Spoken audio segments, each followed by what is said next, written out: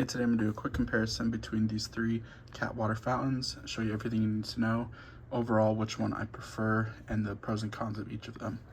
So first off, let's talk about what they include. So this Papifeed comes with, this is a Papifeed 3 liter, comes with 2 extra filters, this sponge for the pump, or extra sponge for the pump, a brush, and this Papifeed is 2.5 liters, comes with 2 extra filters, a sponge, extra sponge, and a brush, and a silicone tube as well for the actual pump connecting to the spout. Now, the DownyPaws comes with a brush and a cord for charging. The spout is battery operated, or rechargeable battery I should say, so you can recharge it. This is 2.4 liters, 2.5 liters, and 3 liters. Another thing is this Poppy 3 liters comes with a cord to plug it in if you want that option. Otherwise, it can run on batteries. Now, let's talk about the actual plug-in. So this one, this middle one has a cord to plug it in, and it only runs on that, so it's constantly flowing. These other two are actually motion censored, or they have that option. So for the DownyPaws, I'm gonna go ahead and turn it on. So you just hold it down for about 2 seconds and it'll switch between, or you have 2 options for the motion sensor, or if you click the button again, it'll go to timed. The way it works is the timed is 20 seconds. It'll turn on for 20 seconds and then it'll turn off for about 15 minutes and then turn on again for 20 seconds and it'll repeat that process. I prefer the motion sensor, which it'll just turn on for 20 seconds whenever it detects any motion. This one only turns on for 6 seconds with the motion sensor. I kind of like it being a shorter time frame. So this one's still going while this one has already turned off. So I kind of like it being a shorter time frame because it's not going to use as much battery. Now let's actually show how the batteries work for these.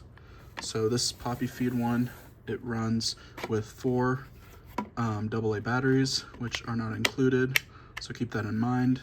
This is where you would plug in the cord if you want to plug it in, and this connects through to the pump, and this you want to run it through the top, through this channel here, which is also going to be separate so it's not going to get wet.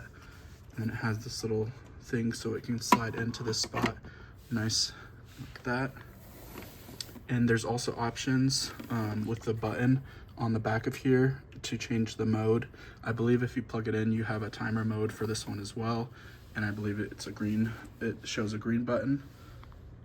Now for this one, I'm gonna go ahead and turn it off. So we'll hold it down for 2 seconds. And to remove the actual spout, you have to press the sides. So there's 2 buttons on the side. You push them together and you pull it out. So this is what it actually looks like. And there is the charging port in the back. So you just basically uncover the cap, this rubber cap here, to charge it with this USB-C cord that is included.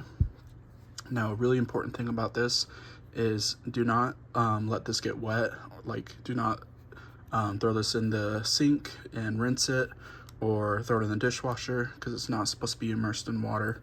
So keep that in mind when you're cleaning it. So just remove this and wipe things down. Make sure not to put this in the dishwasher like I said.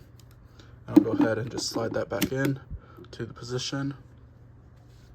Now, between the 3 of them, one thing I also want to mention is something our cat likes to do is kind of lift up the lid, and he'll try to just lift it up with his teeth, bite down on it, and pull them up. Now, the thing I like about these 3 particularly is he's not really able to do that.